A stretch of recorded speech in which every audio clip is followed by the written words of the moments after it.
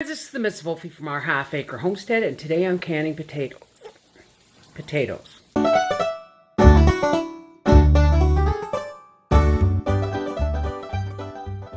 I sat down and peeled 20 pounds of potatoes yesterday, and I just want to show you the largest blade. I'm sorry, I have the hiccups. I want to show you the largest blade on my chopper. I didn't know what good it would be till I started peeling potatoes. Folks, do not try and push that down with your hand because you will cut yourself. Watch this. And these are all just perfectly sized for canning. Isn't that awesome? Okay, so here's the potatoes I'm going to can. Now I've switched out my blade for the 1/2-inch blade. Slicing my potatoes this thick so that they're cubes, the perfect size for blanching and dehydrating.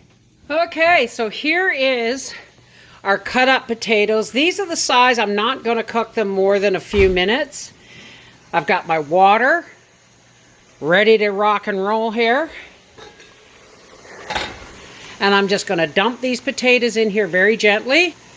And then I'm going to let it come back up to a boil, and I'm going to cook them for 2 minutes. I'm going to put the lid on here, bring them back up to a boil, and cook them for 2 minutes. If these were whole potatoes, okay, larger than 2 inches square per piece, then you would cook them for 10 minutes.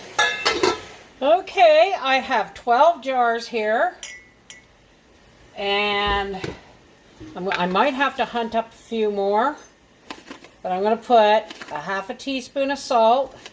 I'm finding this is much easier. It's one less thing I have to remember when I'm putting the potatoes in the jar. These jars have been through the dishwasher and have been rinsed. Or as soon as our potatoes have boiled for 2 minutes, I will drain them and rinse them in cold water. Here's my canner with the recommended amount of water, a rack in the bottom, and 1 ounce of white vinegar. Our potatoes have been boiling for 2 minutes. I'm going to strain them and we'll get to canning. There's our lids in warm water, our rings, our debubbler, and of course our jars, and I will get my clean damp paper towel. Okay, here's our potatoes. Now I did rinse them in cold water just to slow down them cooking while I get them into the jars, but they're still steaming. So, now let me make sure you can see what's going on. What's that, dear? Put our kettle on here. Alrighty. Now,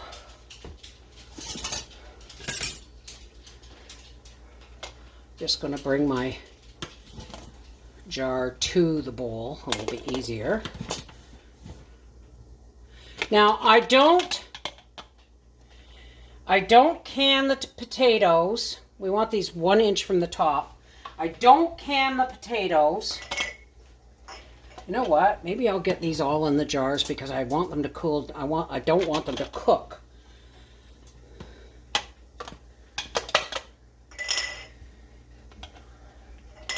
These are mostly going to be for like potato salad or fried potatoes. So I'm not doing them up in quarts, I'm just doing them in pints.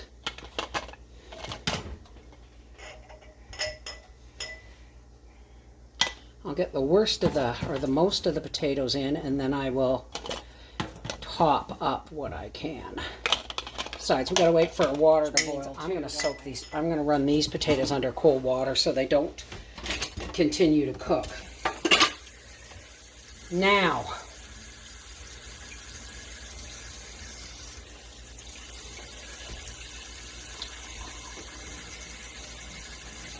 and in goes the water. Also 1 inch from the top.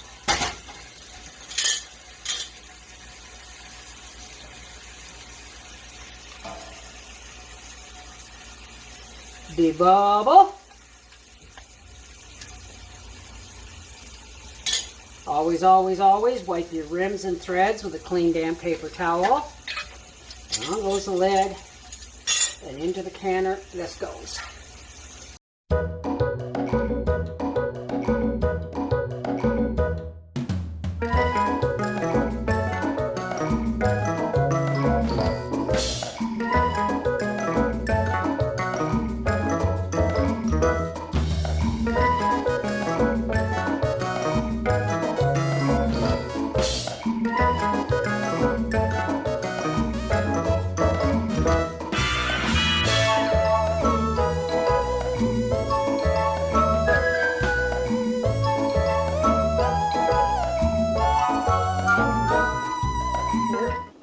Here are 14 jars,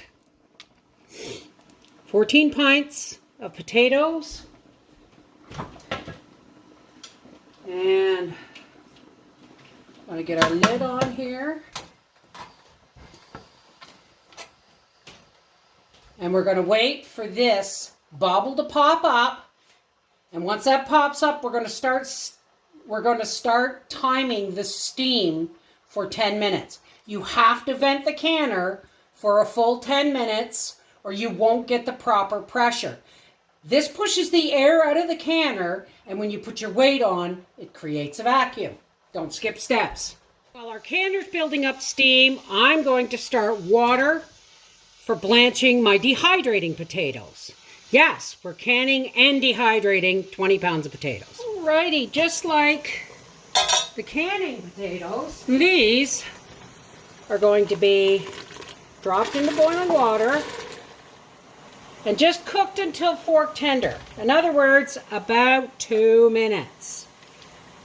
Okay, while we're waiting for our little cube potatoes, these are the potatoes I had left over from canning, and I honestly didn't think it was worth doing a whole other canner load for, we better cut these up a bit smaller, for just probably 1 or 2 quarts of potatoes. So we're just going to add these to the dehydrator list. Now these are fairly, they're almost fully cooked, but they're not. I can still cut them without them falling apart. These were the last potatoes, and they sat in the bottom of the strainer the longest.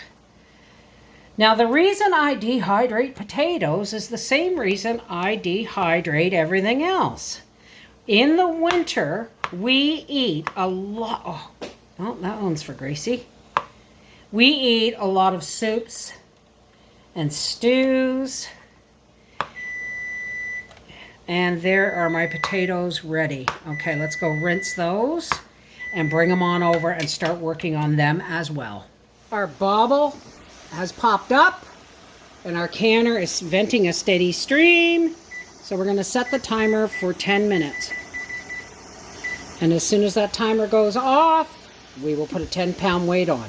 Now remember, folks, check your manufacturer's directions if you live 1,000 feet or more above sea level, because your weights and measures and pressure canning times may change. Here we are getting our potatoes on here. Now potatoes are funny. You want to make sure they're nice and evenly spread out.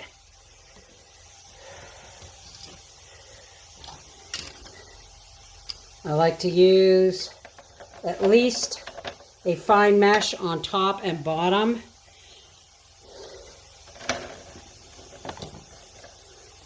I've had so many people say, oh my God, I never ever thought to put a glass jar over the hole in the tray. Well, I've been doing it for years.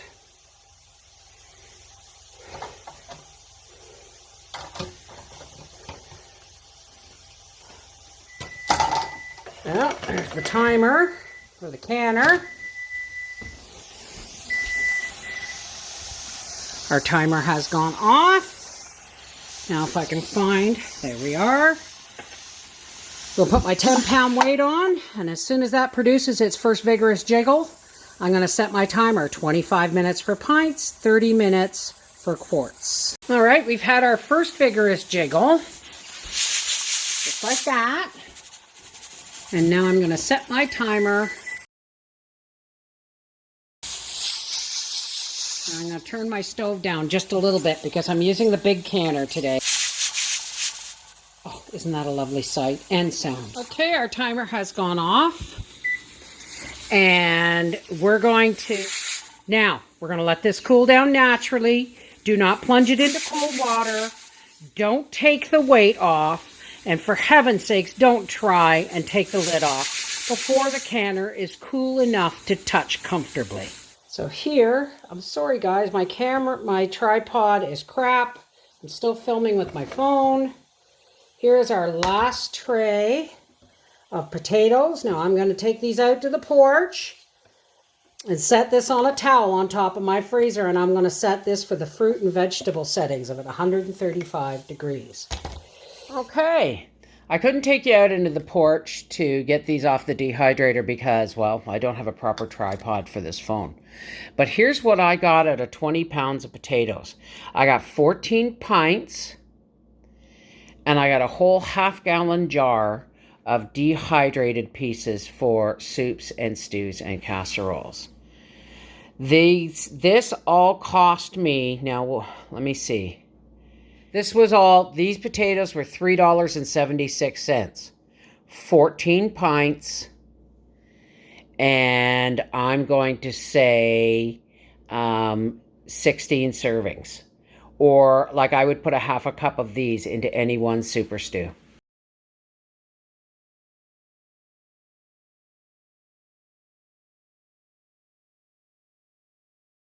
This is the Mrs. Wolfie from our half-acre homestead saying you find a deal, can it up, dehydrate it, freeze it, but store it. It's better to have it and not need it than need it and not have it. Take care. God bless.